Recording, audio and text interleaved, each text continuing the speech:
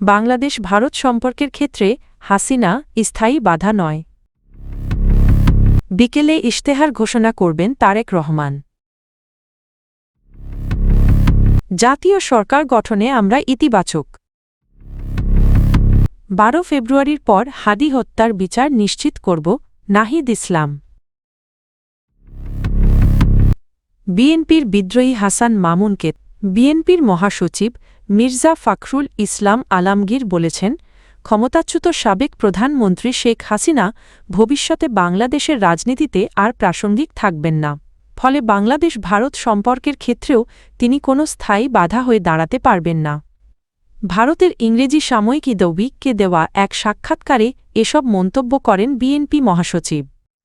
সাক্ষাৎকারে শেখ হাসিনার রাজনৈতিক ভবিষ্যৎ ও আঞ্চলিক সম্পর্ক প্রসঙ্গে প্রশ্নের জবাবে মির্জা ফখরুল বলেন, একটি নির্দিষ্ট সময় পর্যন্ত শেখ হাসিনা রাজনীতিতে একটি ফ্যাক্টর হিসেবে বিবেচিত হলেও দীর্ঘমেয়াদে তিনি আর প্রাসঙ্গিক থাকবেন না। তিনি বলেন, শেখ হাসিনা দীর্ঘদিন ধরে গণতান্ত্রিক প্রতিষ্ঠানগুলো দুর্বল করে ক্ষমতা কেন্দ্রীভূত করেছেন, যার ফলে দেশের রাজনীতিতে গভীর সংকট তৈরি। ত্রয়োদশ জাতীয় সংসদ নির্বাচনকে সামনে রেখে আগামী শুক্রবার নিজেদের নির্বাচনী ইশতেহার আনুষ্ঠানিকভাবে ঘোষণা করতে যাচ্ছে বাংলাদেশ ন্যাশনালিস্ট পার্টি বিএনপি। দলটির চেয়ারম্যান তারেক রহমান এই ইশতেহার ঘোষণা করবেন বলে নিশ্চিত করেছেন বিএনপি মিডিয়া সেলের সদস্য শায়রুল কাবির খান। বৃহস্পতিবার এক বার্তায় তিনি জানান, শুক্রবার বিকেল 3:30টায় রাজধানীর হোটেল সোনারগাঁওয়ে আয়োজিত এক বিশেষ অনুষ্ঠানের মাধ্যমে ইশতেহার প্রকাশ করা হবে। অনুষ্ঠানে সভাপতিত্ব করবেন বিএনপির মহাসচিব মির্জা ফখরুল ইসলাম আলমগীর। অনুষ্ঠানটি পরিচালনা করবেন দলের স্থায়ী কমিটির সদস্য ও নির্বাচন পরিচালনা কমিটির চেয়ারম্যান নাজরুল ইসলাম খান। দলীয় সূত্র জানায়, এবারের ইশতেহারে বিএনপির ঘোষিত 31 দফা ও জুলাই সনদকে মূল ভিত্তি হিসেবে ধরা হয়েছে। বিশেষভাবে তরুণ ভোটারদের প্রত্যাশা ও দাবিকে সর্বোচ্চ গুরুত্ব দেওয়া হয়েছে। জনকল্যাণমূলক উদ্যোগের অংশ হিসেবে ফ্যামিলি কার্ড, হেলথ কার্ড এবং কৃষক কার্ড চালুর প্রতিশ্রুতি থাকছে এই ইশতেহারে।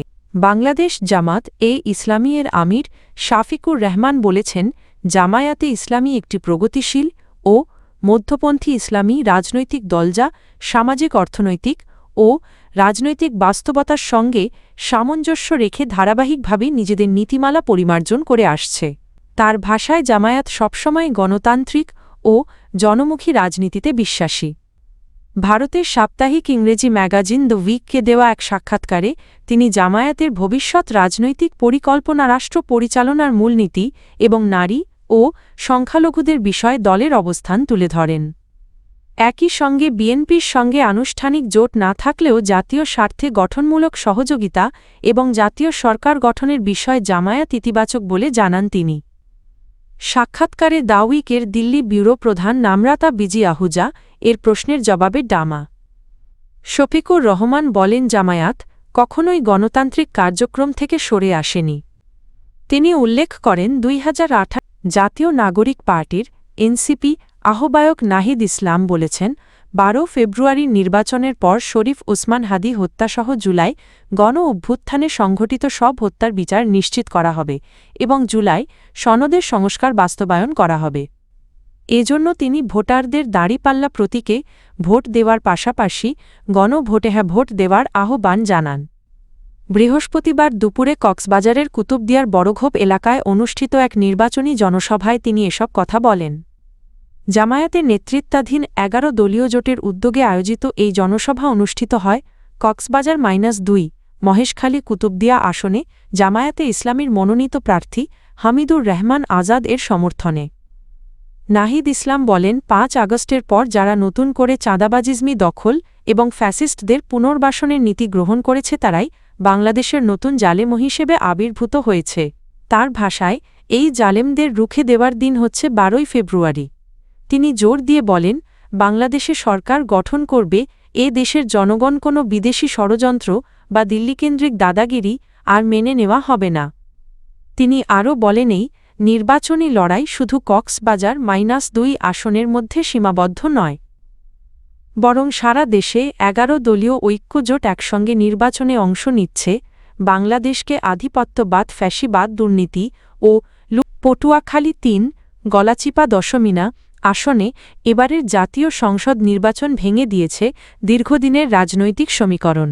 প্রায় ৪ দশক ধরে আওয়ামী লীগের দখলে থাকা এই আসনে দলটির কোনো প্রার্থী না থাকায় ভোটের মাঠে তৈরি হয়েছে বড় ধরনের শূন্যতা। ফলে নির্বাচন হয়ে উঠেছে অনিশ্চিত ও উত্তেজনাপূর্ণ, সঙ্গে রয়েছে সহিংসতার ঝুঁকি। এই আসনে প্রতিদ্বন্দ্বিতা করছেন ৪ জন প্রার্থী। বিএনপির সঙ্গে জোটের ভিত্তিতে গণ অধিকার পরিষদের সভাপতি ও ডাকসুর সাবেক ভিপি নুরুল হক নূর ট্রাক প্রতীকে নির্বাচন করছেন। তার বিপরীতে বিএনপির বিদ্রোহী প্রার্থী হাসান মামুন ঘোড়া প্রতীকে প্রতিদ্বন্দ্বিতা করছেন। এছাড়া বাংলাদেশ জামাত-এ-ইসলামী এর প্রার্থী অধ্যাপক শাহ আলম দাঁড়িপাল্লা প্রতীকে এবং ইসলামী আন্দোলন বাংলাদেশ এর প্রার্থী আবু বাকার সিদ্দিক হাতপাখা প্রতীকে মাঠে রয়েছেন। দলীয় সিদ্ধান্ত অমান্য করে নির্বাচনে অংশ নেওয়ায় হাসান মামুনকে বিএনপি থেকে বহিষ্কার করা হয়েছে। অন্যদিকে নুরুল হক নূর বিএনপির সমঝোতার প্রার্থী হলেও তার অতীত রাজনৈতিক ভূমিকা নিয়ে এলাকায় আলোচনা ও